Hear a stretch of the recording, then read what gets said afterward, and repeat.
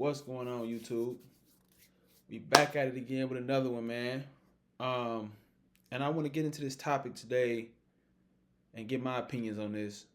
Um, the whole topic. I've been seeing a lot of people talk about this topic, but it's the whole topic of how long should a man wait before he asks for a woman's hand in marriage. Now, I address that by saying man because we not kids no more. We all should know that it's the man's choice whether or not he offers you. Ain't no, and most women not asking a man to marry her. So it's the man's choice of whether or not he want to ask you if you in a relationship with him and you dating. All right. So we gonna get straight into it. I'm gonna give my opinion. I want y'all to give your opinion in the comments. Let me know what y'all think. And we're gonna get right into it, man. Let's get into it. I do not think it takes 5, 6, 7, 50, 11 years and 13 days and umpteen hours for a man to know if he wants to marry a woman or not. I just don't think it takes that long. It could take 3 months, maybe a year, maybe even up to 2. But after 2 years,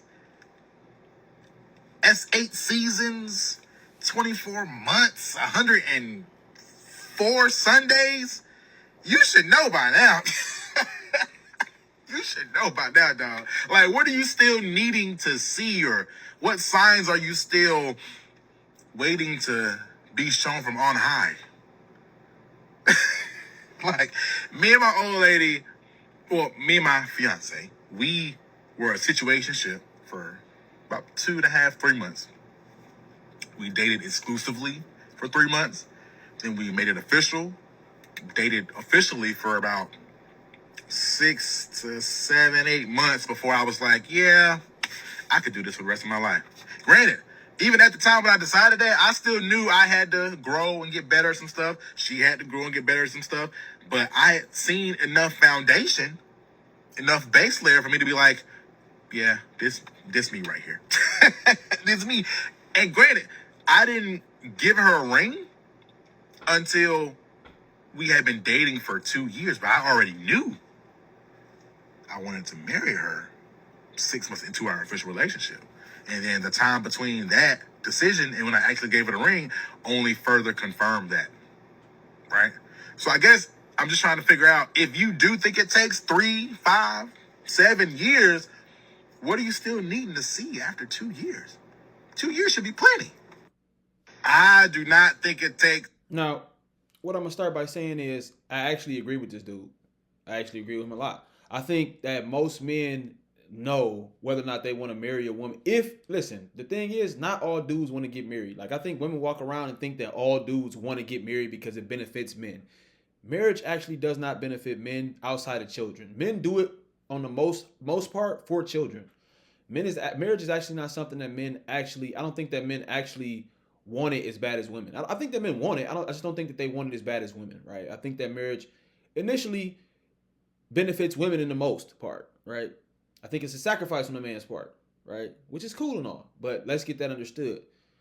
But I do agree with him as far as like I think that a man initially, if he, especially if he's a marriageable man, I think that he initially knows after about from like 6 to 8 months, he knows whether or not he can see himself spending the rest of his life with you, especially if y'all spent a significant amount of time together throughout that 6 and 8 months. He done seen your little ticks. He done seen your little things. He done calculated in his mind. Is this something that I could deal with?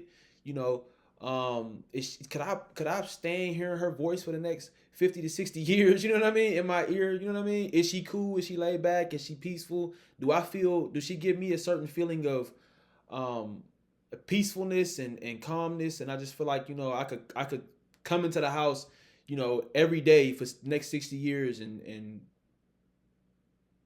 be seemingly happy with seeing her, right?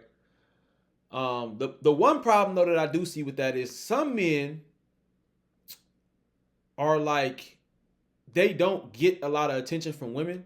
So the first woman that they meet that shows them a little bit of attention, she might have some negative ways, but then he might be clouded based off of, okay, she, let me stick my pee in her. You know what I'm saying? His judgment may be clouded on that, and he may just marry her because he's sex deprived or something like that. That's what you kind of got to watch out with some men, you know. But For the most part, I think that 6 to 8 months a guy's gonna know. I don't think that he should necessarily propose to you within 6 to 8 months, like this guy said. Like I think his example was perfect. He knew within like 6 to 8 months, but he didn't necessarily propose to her within 6 to 8 months because he knew he still needed to confirm. He got to confirm. Like, okay, you might know, hey, look, this is a big decision that you're making. So you might say, okay, I'm rocking out with her. Like after 6 to 8 months, you're like, I'm rocking out with her. Like, I feel her. I like her. Like she cool. I know this girl is cool. Like she ain't done nothing. Like she cool. Like she got a little couple kinks here and there, but we can work them out. I got a couple little kinks here and there, but we can work them out, right? And then as you go down the line, you just need a little bit of confirmation. And he waited. He didn't propose. He said he knew after like 6 months, but he kept it kind of going for another year and some months.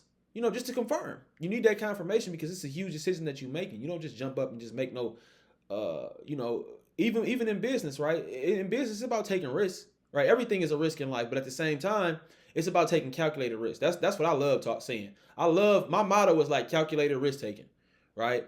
You want to take a risk, but you want it to be calculated. You want it to be firm. You want to know, you want to have a higher likelihood that you're going to make money out of this deal than a higher likelihood that you're not, right? It's gonna be a risk. It's not always gonna be 100% you're gonna make money, but you want the odds to be in your favor every time, and that's the same thing with marriage, right? You want the odds to be in your favor. You know what I mean?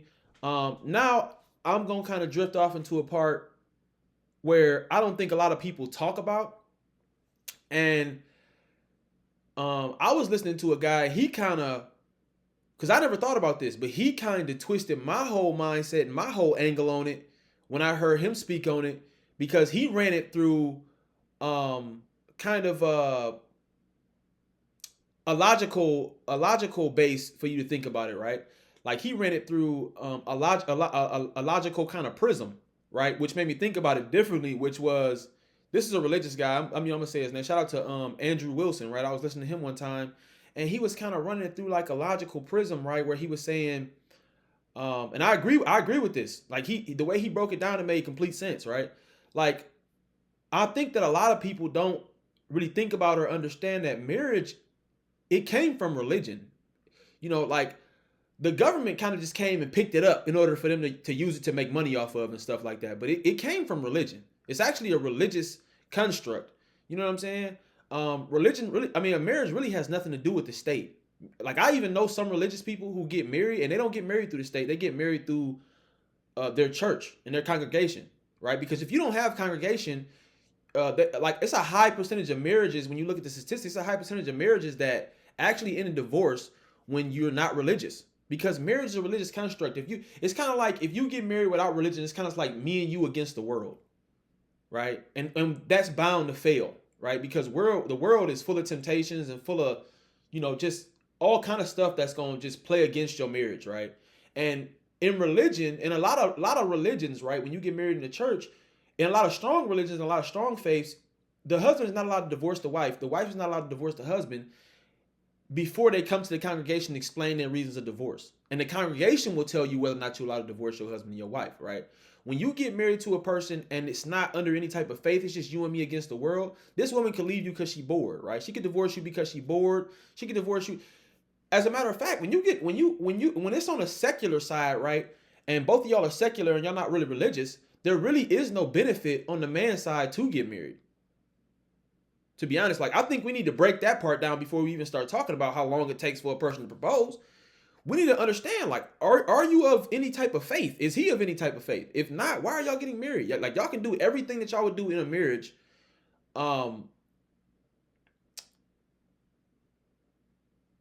without being married. You can live with a person, right? You can still provide for the woman, right? Y'all can have children. Y'all can live together. Y'all can raise the children, just like if y'all was married in the same household, right?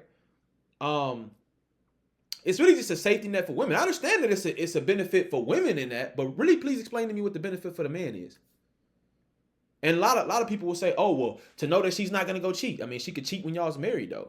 Like, how is that stopping her from going to cheat? You know what I mean? Like, if she gonna cheat regardless, whether or not y'all married. Like, you know what I mean? Like, there's really no real benefit for a secular person. Now, religion for religion, there is a benefit because you answering your calling in religion, like that's what you're supposed to do, right? There's a lot of reasons within religious confinements that would draw you to marriage, right? But if you're a secularist, there's really no reason for a secularist man to get married. There's really no reason. To be honest with you, a lot of secularist women want to get married, but it's like they want to get married for their own selfish reasons, so they can have something up against you and have some type of security and know that if you leave her, she'll be straight because she can just take you up top for child support and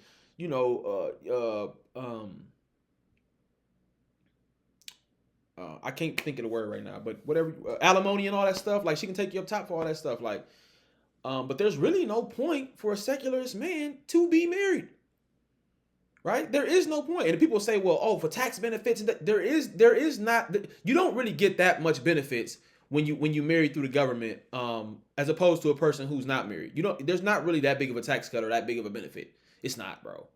Like it's not. It's not that significant. Like that's just all cap. It's not that significant. And it's a lot of ways you can do that type of stuff without being married, to be honest with you. It's cap, bro. So, yeah, I mean, I think you need to address that first because a lot of people aren't religious nowadays. Let's just keep it real. But a lot of people still hollering out marriage. These dudes don't want to get married. These women don't. These women da da da. A lot of people aren't religious, bro. What are y'all jumping up hooting hollering about marriage for? Like, if there's no religious structure to hold you accountable in your marriage, that's just like that's just, bro. It's like nowadays, bro. Like I think it's an overwhelming number. Like 80% of marriages end in divorce, bro. Like it's just dangerous on the man's side because you're looked at as the provider. You're looked at as the one who's going. Women date up. They want to date a man who has more money than them. So if most women are dating men and marrying men who have more money than them, that's a downside for you, bro. She could take your. I know a lot of dudes that got married. Good dudes, good provider dudes that was good to their wives, all this stuff, and they get took through the cleaners, bro. And they in their 50s and 60s having to like clean their life up, and like they done worked 60 years. They done worked, they done worked 40 years of their whole life trying to set themselves up to get to a certain point and just have it all snatched away by some greedy female. You know what I mean? Like you got to look at this kind of stuff, man. So I think nowadays, in the day and age we in now, people should be vetting even more effectively, bro, and like really tuning in. Now, don't get me wrong, right? I think that if you're going to have children, they should be raised in a two-parent household. We've seen the studies. We know that that's the best option for them, right? I get that. I understand that completely. I get it. I know. I understand. But I don't think you need to necessarily be married. You don't have to be married in order to raise your children in a two-parent household. I know plenty of people who do it. I know plenty of people who've been together for 20 years. They have never been married on paper, but they live in a two-parent household and they're together. The man pay the bills. They got four or five kids. You know what I mean?